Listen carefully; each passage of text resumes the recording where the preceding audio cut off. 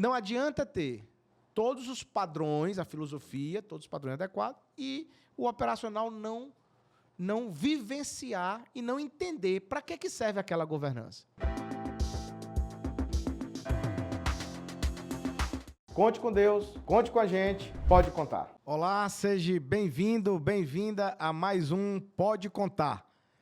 Eu quero pedir a você que ainda não é inscrito no nosso canal, que se inscreva, compartilhe os nossos vídeos e deixe seu comentário, deixe sua pergunta. Nós temos um quadro de perguntas e respostas e eu quero poder ter a oportunidade de responder a sua pergunta.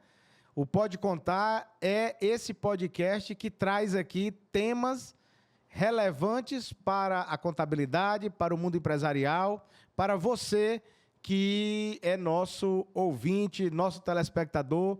E hoje nós vamos tratar de um tema que é um tema que afeta ao mercado empresarial, que é muito caro hoje para as empresas do Brasil, para a área governamental também, mas nós vamos dar um enfoque na área privada.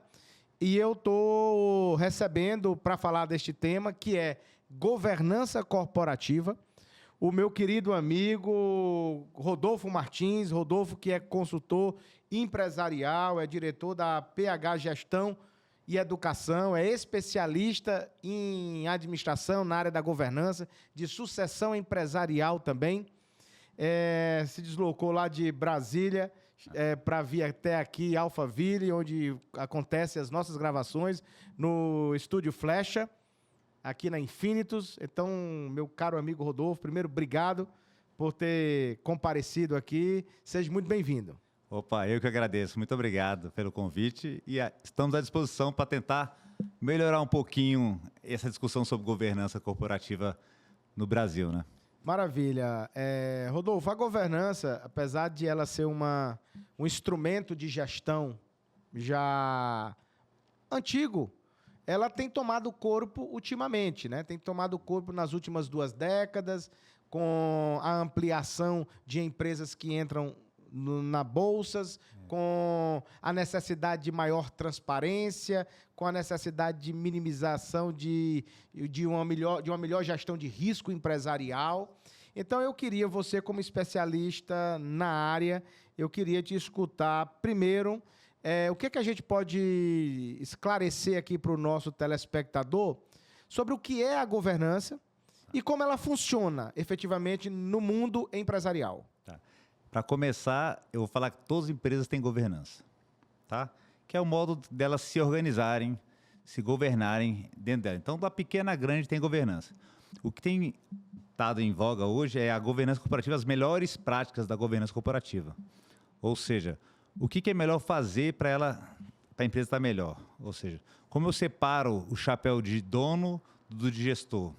Que a maioria da confusão dos nossos empresários tem a ver com a mistura da propriedade com a gestão, né? Que é nesse caso até que a maioria dos pequenos empresários mistura as contas financeiras pessoais com a da empresa, porque ele mistura a gestão com a propriedade, que são coisas distintas. Por isso é pessoa física e pessoa jurídica. Na contabilidade a gente chama isso ali de princípio da entidade. Exatamente. Tá? Então as empresas, quando elas chegam a um certo patamar, tem que criar algumas instâncias, fica mais fácil. Então, se você se chega a ter vamos dizer assim, comecei agora a ter 100 funcionários. Você vai dividir em diretorias separadas. Vai ter diretoria financeira, marketing, operações. Isso está dentro da área de gestão. E da propriedade? Quem toma conta da propriedade? Nas grandes empresas, tem um setor chamado conselho. E esse conselho de administração, ele representa a propriedade. Que imagina uma sociedade grande, por isso que nas SA são obrigados a governança como conselho, administração e outras instâncias. Por quê? Imagina 1000 pessoas que são donos da empresa, têm ações na empresa. Como é que você vai juntar esses 1000 para decidir o futuro da empresa? Então, você cria o conselho de administração e o conselho de administração, quem escolhe lá são as cotas, as ações de cada... Então, quem tem mais ação tem mais chance de botar mais gente no conselho. E no conselho, o voto é 1. Então, se eu tenho 5 conselheiros, são 5 votos. Não tem proporção de ações aqui, né? E o grande lance do conselho de administração, que não tem nas pequenas e médias empresas, na maioria das vezes, é que o conselheiro ele põe o CPF dele na reta. Ele é fiduciário. Diferente de um conselho consultivo, que eu só dou consultoria, só conselhos para a empresa. No conselho de administração, eu ponho o meu CPF em jogo. Tá? E aí tem outras instâncias, tem o conselho fiscal, tem os comitês que pode ter, aí eu tenho auditoria. Né? Ué, mas tem conselho fiscal e auditoria? Porque o conselho fiscal é ligado à Assembleia. A auditoria é ligada ao conselho. E aí eu posso ter a auditoria interna, que é ligada à direção. Alguns erros desses que deram algum tempo atrás aí de problema de empresa é porque a auditoria externa provavelmente não estava ligada ao conselho. Ou então porque se ela responde ao conselho, raramente ela vai deixar de pegar o que a diretoria fez de errado. Né? Porque quem responde à diretoria, a diretoria é a auditoria interna. Olha, Rodolfo, eu estava aqui refletindo, eu até pesquisei aqui, saiu uma informação no Valor Econômico em agosto, que 72,8% dos pedidos de recuperação judicial vieram de micro e pequenas empresas. Eu estou chamando esse destaque porque você colocou, toda empresa tem governança. E é natural de que se no Brasil tem 22 milhões de empresas, nós devemos ter algo em torno de 20 milhões de micro e pequenas empresas e 2 milhões de grandes empresas, e dessas apenas um percentual com a obrigatoriedade de manter toda uma estrutura, que são as atendidas ali pela lei das sociedades anônimas, com exigibilidade as que estão em bolsa, mercado. Eu queria fazer a seguinte provocação.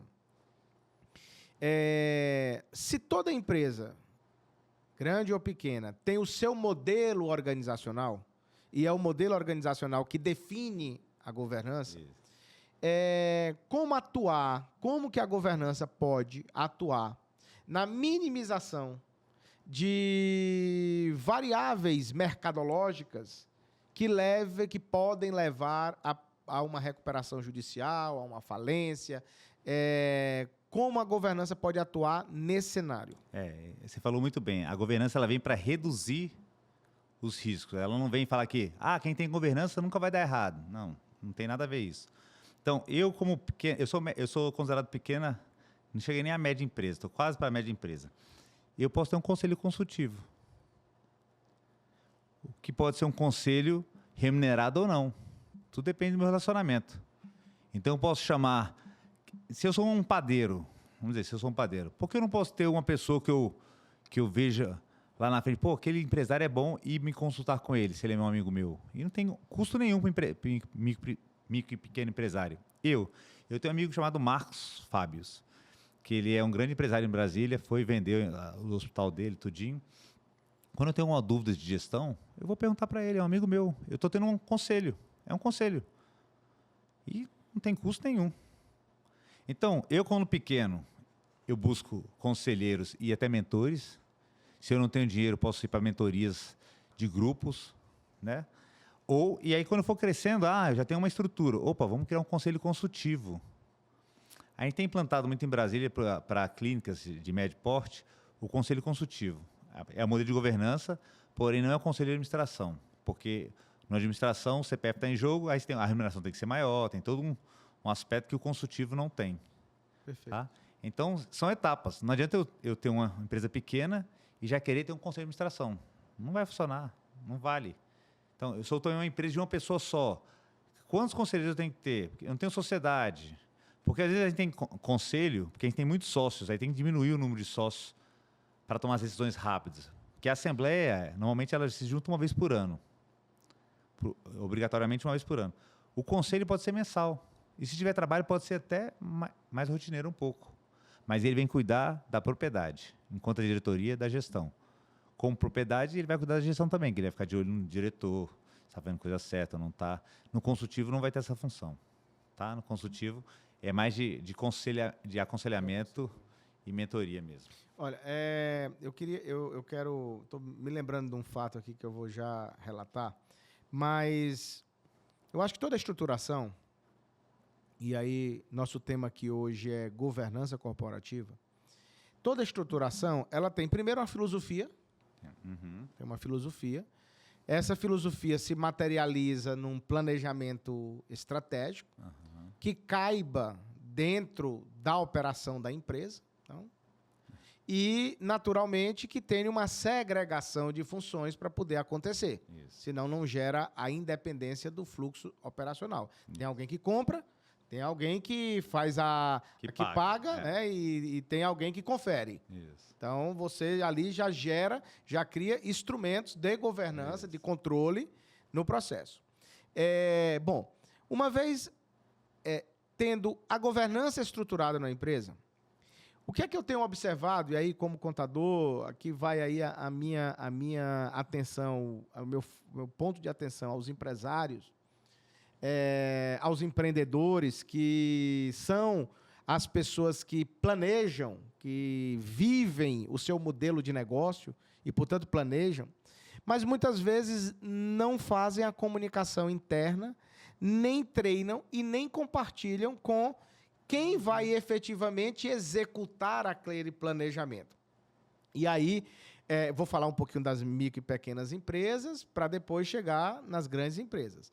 Aí, nas micro e pequenas empresas, em que os recursos são mais escassos, né? Então, de repente, a pessoa que compra é a mesma que paga, né? Mas, neste olhar, você tem a filosofia, você tem a metodologia, você tem a estruturação, mas tem uma base que não sabe o que é aquilo, o que é a governança. E aí isso acontece nas grandes também, tá? Aí você termina o quê? Tendo a governança estruturada no papel, mas quando vai para a essência, não funciona. E qual é o caso que eu ia dizer? Quando surgiu a ISO... Eu fui gerente de ISO 9000. Você foi gerente de ISO, né? Então, quando surgiu a ISO 9000... eu era consultor de algumas empresas do Nordeste, grupos empresariais do Nordeste, e a auditoria da ISO chegou para certificar aquela empresa. Era uma gráfica no Nordeste. E eu acompanhei, como consultor, acompanhei a certificação da ISO.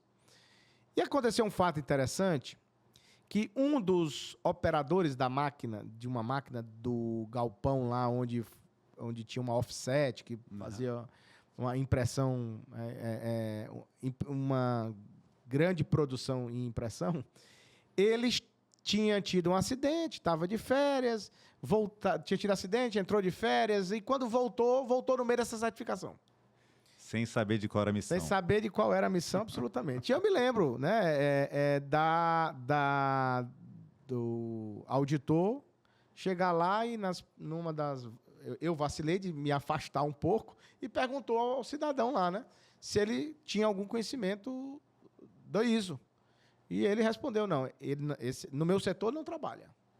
No meu setor, esse ISO não trabalha. Então, assim, e isso é meio folclore, mas, verdadeiramente, se a gente for fazer uma analogia, não adianta ter todos os padrões, a filosofia, todos os padrões adequados, e o operacional não vivenciar e não entender para que serve aquela governança. Então, eu queria te escutar um pouquinho sobre você que é da área de educação também, que desafios são esses que os empresários têm que enfrentar para poder fazer com que a filosofia e com o modelo de governança seja 100% aplicado na sua essência. Hoje a gente gasta mais com controle do que com a educação dos nossos colaboradores. Ou seja, no Brasil se gasta um dado importante, quase 90% a mais em controle do que em educação. Então, eu não educo o meu funcionário, não treino o meu funcionário, na maioria. E mais controle eu ponho em cima dele. Se eu ponho controle e não explico o porquê, se eu ponho controle e eu não treino ele para fazer melhor... Fui na farmácia agora, vindo para cá, fui na farmácia, uma farmácia famosa.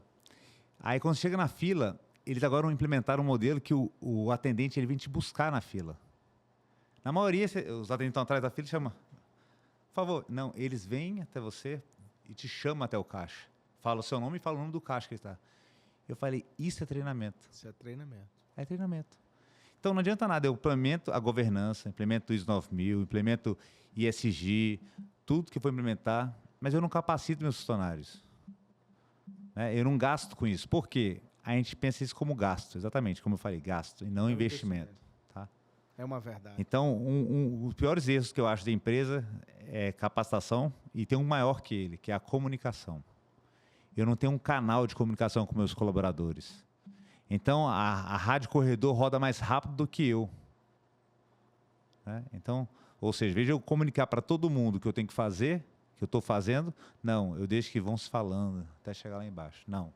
Então, um dos problemas é a comunicação. Então, veja só, nós estamos dizendo aqui, para você que está nos assistindo, que toda empresa tem o seu modelo de governança, mais estruturado, menos estruturado, porque se alia ao modelo de gestão, mas que é necessário a capacitação dos funcionários, do corpo operacional, para este modelo de governança, a fim de que a verdadeira finalidade dela, que é minimizar os riscos, possa acontecer. Senão, talvez a gente esteja aumentando os riscos de gerar uma expectativa dentro de um modelo de controle, de transparência, e isso não ser verdadeiramente entregue. Agora, uma preocupação que você traz é esse de que o custo empresa se torna mais elevado, talvez porque o investimento maior esteja sendo feito em controle ao invés de ser feito em educação. Não sabendo que uma governança devidamente implementada e uma equipe treinada, a consequência imediata é o valor agregado do negócio. Você está trazendo aqui uma satisfação de ter sido atendido lá nessa drogaria que você acabou de passar. Né? E isso repercute o quê? No valor de mercado, repercute na satisfação do cliente. Mas isso tem a ver com o nosso modelo educacional, não da escola mesmo. A gente aprende as leis no Brasil pela dor. Você vê muita pouca campanha educacional de trânsito, mas você vê multa o tempo todo. Mas cadê a educação do trânsito, né? E eu acho que lá na escola a gente tinha que começar a educar nossos filhos, em casa, como pais também, para um cidadão, né?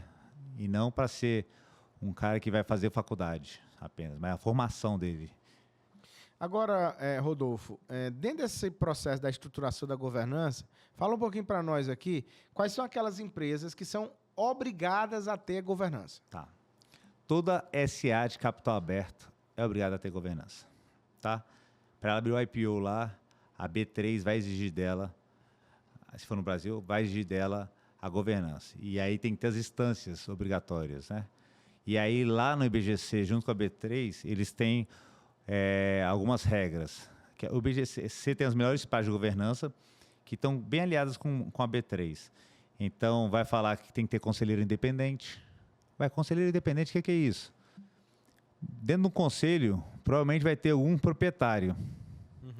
Pode ter um amigo do proprietário, fornecedor. Independente é aquele que não tem vínculo com a empresa.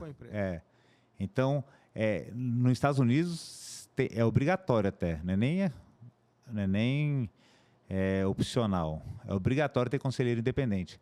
Exatamente para ter isonomia. Né? O caso de ter mais transparência. Então, isso é uma das regras.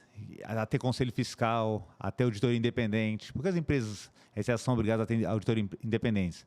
Porque está na lei, ela tem que fazer. Né?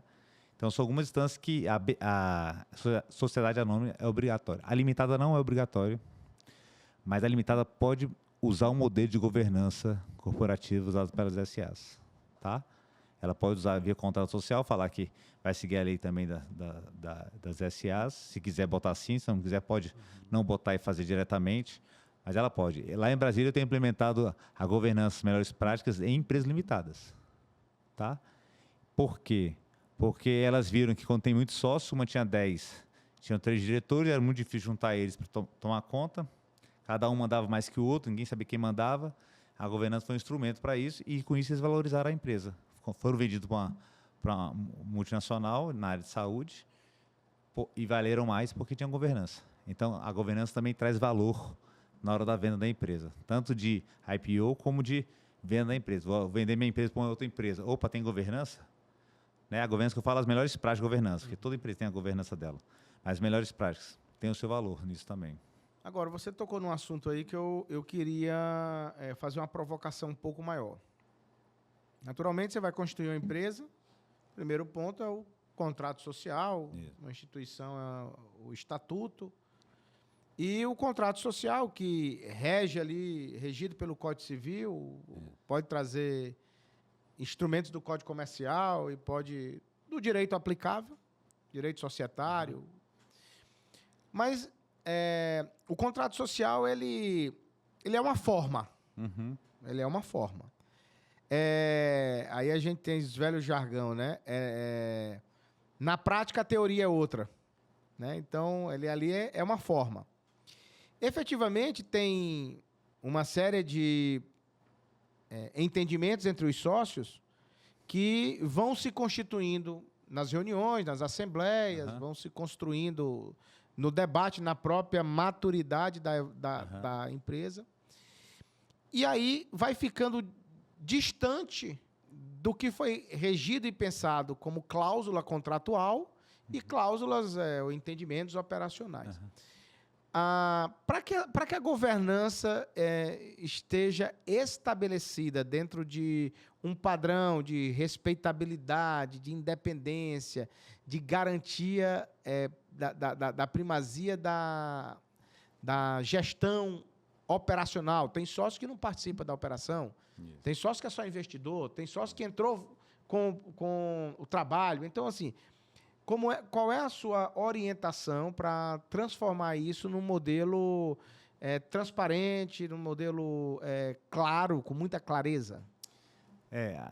Tem o contrato social, que é uma base. Sim. Ele é público, né? Quando você vai abrir alguma coisa, você tem que mandar o seu contrato social. Lá, está na junta comercial, está no cartório. Mas esse acordo entre os sócios, nem sempre é bom ele ser público. Por quê? Porque pode ter segredos da indústria sua lá. Então, para isso, a gente cria um negócio chamado acordo intersócios. Acordo intersócios. E esse acordo intersócios, ele vai reger as regras da relação dos sócios. Desde, eu só estou entrando com dinheiro, não vou trabalhar. Para daqui a 3 anos você não falar assim, você não trabalha lá, está me cobrando o quê? Só eu que trabalho, mas foi acordado. E não existe acordo intersócio certo ou errado. Existe o que foi acordado. Opa, essa é uma dica boa, hein? Tá. Não existe acordo intersócio certo ou errado. Existe o acordado. O acordado. Apertou na mão, é esse aqui o nosso entendimento. Pronto. E lá você pode falar de cláusulas de trabalho, você pode fazer cláusulas de saída, e a saída pode ser por venda, pode ser saída por morte. Então, se eu morro, meus parentes, meus herdeiros vão entrar para a operação ou eles são obrigados a vender? Isso está tudo escrito lá. Não existe o mais certo, se é obrigado a vender, não, é obrigado a ficar. Não, é o que é acordado entre os sócios que estão vivos. Eu posso falar lá, se eu ficar doente, e se eu trabalho, quanto tempo eu vou continuar com o meu salário de diretor? Quanto tempo vai para metade? Quanto tempo eu saio de lá e recebo só dividendos? É uma outra regra que está lá. Por qual valor vai ser vendida a empresa? Na hora de vender, a preferência é nossa, já está isso é lei, que é a preferência é do sócio, mas qual o prazo que eu vou dar para pagar? Eu posso botar prazo. Eu posso também definir lá que parte da verba que a empresa vai faturar vai se guardar para uma poupança, um financiamento, um seguro, para garantir a compra de um sócio que for sair. Né? Então, isso tudo vai estar acordado lá. Então, até as instâncias da governança, tá? Eu posso botar lá que vai ter conselho, que vai ter assembleia, como é que ela se reúne, que ela se reúne, conselho, tudo. E aí, se ficar muito grande essa parte, você não precisa deixar tão detalhada essa parte da estrutura, você leva para um regimento interno, essa parte. Mas você tem que citar as instâncias que vão ter na empresa já também. E isso sempre tendo em mente que não interfere ou não sobrepõe o contrato social. Isso. Né? E lembrando que é importante que os cônjuges assinem também um acordo intersócio. Opa, isso é... Então, quer dizer, o cônjuge que não é Que não sócio, não é que não é sócio, sócio, mas é de toda sorte parte. Parte. Né? Parte. Depende do regime de casamento ou não? Depende. Mas qual a vantagem de os cônjuges estarem assinados? Primeiro, eles vão saber um pouco da empresa. Ponto. Depois, eles sabem o que foi acordado. Na hora de uma morte de um, é menos traumático para todo mundo. Perfeito. E a hora de fazer acordo intersócio é quando todo mundo na alegria. Ou quando abre logo a empresa, ou quando está num momento muito bom da empresa. Porque no momento ruim, ninguém quer fazer acordo intersócio. Porque no momento ruim, vai querer um tirar vantagem para o seu lado. Então, está de bem hoje? Faça o seu acordo. Ah, você está pensando que eu vou morrer? Não, não estou pensando nada, não. Mas eu não sei se você vai. Se minha esposa vai querer ser sua sócia, se você vai querer ser sócia da minha esposa. Né? Por mais que a gente seja amigo, você frequente minha casa, tudinho, isso é uma relação de negócio. Né? Então, no papel, tudo é anotado. Esse é um ponto muito importante. Eu já fui sócio de várias pessoas. Hoje, eu tenho uma dificuldade muito grande de ser sócio. Né? Tenho uma cadeia de parceiros muito grande. Efetivamente, hoje só sou sócio da minha esposa. Que é bom. Que é muito bom. É muito bom. Aliás, é ela que controla tudo, né? Eu só digo amém. Mas é muito importante essa dica que o Rodolfo está dando aqui, porque, verdadeiramente, sociedade é algo complexo. Primeiro vem uma ideia, primeiro vem uma vontade de fazer, de empreender, vem todo o que você falou, o bem bom do negócio. Mas todo e qualquer empreendimento, e ele precisa que haja isso, senão ele não chega do outro lado, ele precisa ter altos e baixos, é da natureza. Precisa ter o enfrentamento das crises, é da natureza. Não existe... Se você chega em um modelo de negócio qualquer e pergunta para os sócios, só diz, todo o tempo aqui é bom, está errado esse negócio. Porque se não houver esses altos e baixos, verdadeiramente a evolução não acontece, né?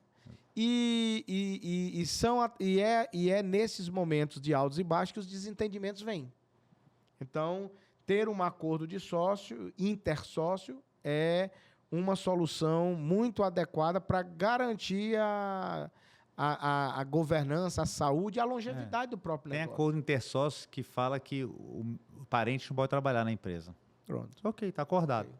Tem outros que falam que pode trabalhar, mas tem que seguir tal regra. Está acordado. Perfeito. Então, não é o bom ou o ruim, né? Agora, Rodolfo, nós falamos aqui, acho que você utilizou logo no início, de que a governança ela é um instrumento de minimização de risco, né? Então, não elimina 100% os riscos de uma gestão. Né? Naturalmente, quanto mais estruturada, quanto mais controle, quanto mais instâncias ela tiver e independência, esses riscos vão diminuindo. Mas nós temos alguns casos recentes de empresas da Bolsa, como a Americanas e outras empresas, que tiveram... que tem governança e tiveram falhas nesse processo. Né? Naturalmente, nós estamos colocando aqui como falhas, não podemos, em momento algum, avaliar ou julgar, não compete a nós, mas é o que o mercado escutou, é o que o mercado foi impactado, né, de repercussões por alguma falha nessa governança. Aí vem mais uma vez a minha provocação. O que afasta você como especialista com que a essência da filosofia aconteça de forma que minimize os verdadeiros riscos? Não estou falando de pequenos riscos, estou falando de grandes riscos. Eu acho que faltou transparência, no primeiro momento.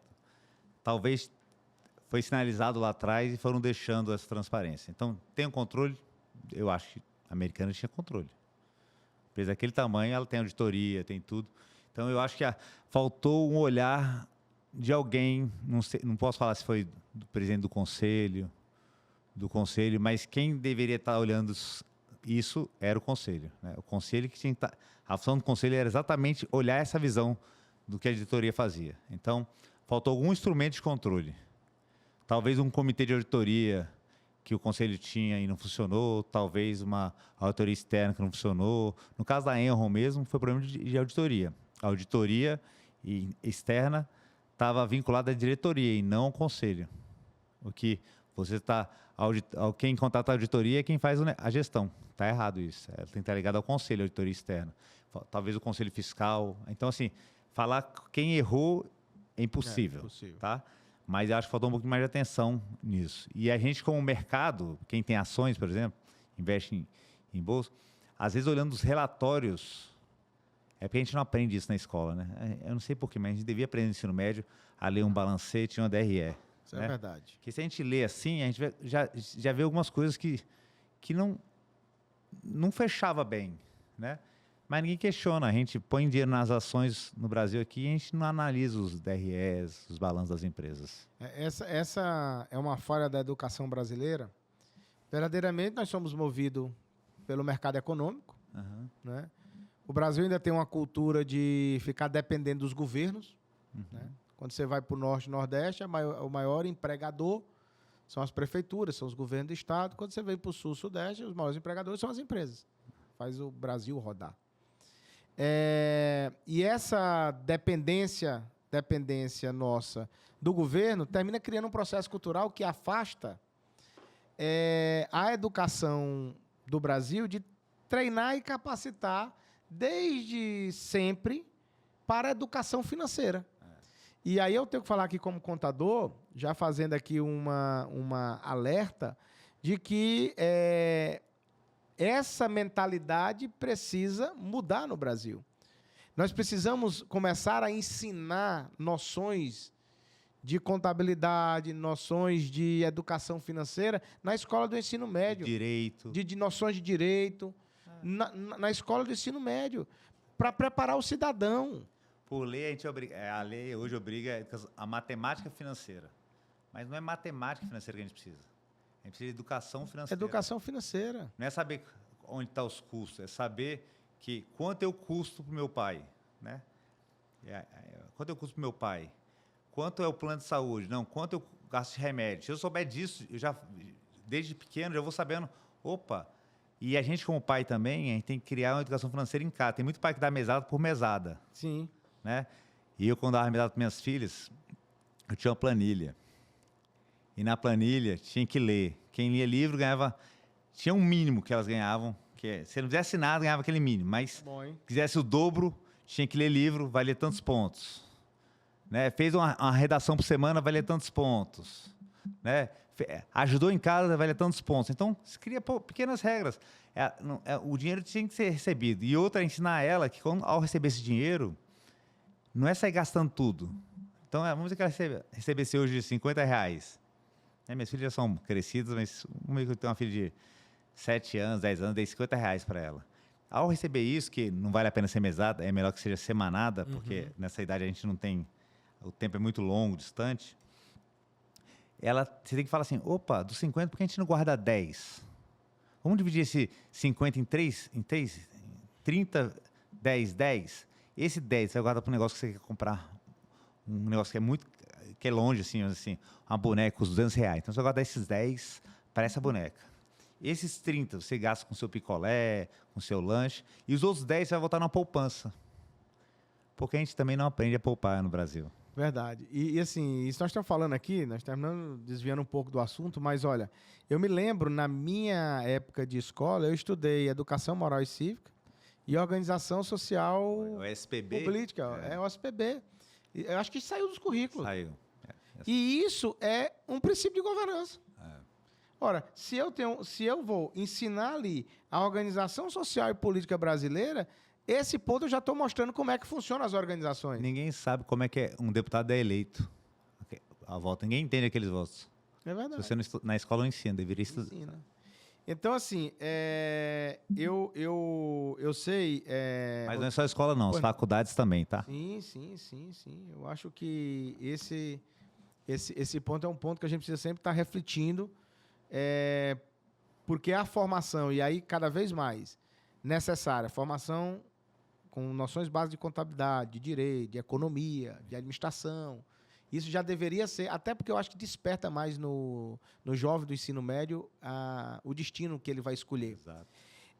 E, naturalmente, dentro dessa necessidade de transparência e de organização das empresas, do governo, que a governança é esse instrumento, já vai ajudando, inclusive, nos conceitos que vão ser criados, né? Porque governança também é cultura, né? É cultura organizacional, né? Tem a cultura, influi muito. Influi muito. Olha, Rodolfo, eu quero aqui já deixar um convite para você, para que a gente possa voltar aqui num próximo episódio para a gente falar de sucessão empresarial. Estarei aqui. Nós falamos de governança, e governança, eu sei, esses dois temas são temas lhe afeitos.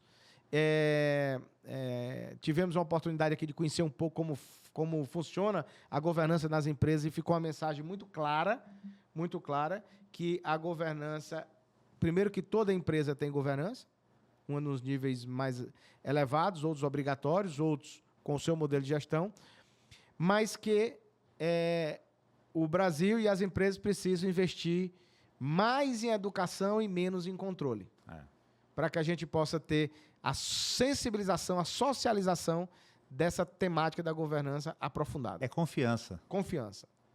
Aliás, você usou um termo agora que é o ponto que eu vou encaminhar aqui para a reflexão nossa de final. Todo processo de governança, ele vem para gerar confiança. Confiança na empresa, confiança no produto, confiança no preço, confiança na entrega. Isso serve para a iniciativa privada e para a iniciativa pública. As duas. Quero te agradecer, Rodolfo, por essa oportunidade de falarmos com o nosso telespectador sobre esse tema da atualidade e um tema que eu tenho defendido, viu, Rodolfo? Puxar um pouco de sardinha aqui para o lado da contabilidade. Eu tenho defendido que não existe governança sem que haja. Nós falamos dos temas aqui: transparência, confiança, planejamento, controle, prestação de contas, e isso tudo são pilares da contabilidade. Portanto, eu tenho defendido que a governança é mais um instrumento da contabilidade para a garantia da evolução da empresa, da organização da empresa. Então, quero te agradecer. Deixa a tua mensagem final aqui para o nosso telespectador. E já está anotado aqui, porque está gravado, que você volta aqui, viu? Combinado. Queria agradecer e honrar pelo convite. E para todos que precisarem, tem o Instituto BGC, de Brasileiro de Governança Corporativa. Lá tem um testezinho online que você pode fazer lá para ver qual é o nível de governança da sua empresa. Boa. Tá? Então, quem quiser dar os primeiros passos, lá tem um manual lá, que é as melhores práticas, gratuito, você abaixa ele, tá? E vamos estudar. Bom, então, diante dessa dica que o Rodolfo deu, eu vou disponibilizar aqui abaixo o link lá do IBGC, com esses links dos manuais, dessa pesquisa. Vou deixar também aqui como agradecimento e honra ao Rodolfo as redes sociais dele, para que vocês possam acompanhar. E a minha mensagem de sempre é: nunca desista, conte com Deus, conte com a gente, pode contar.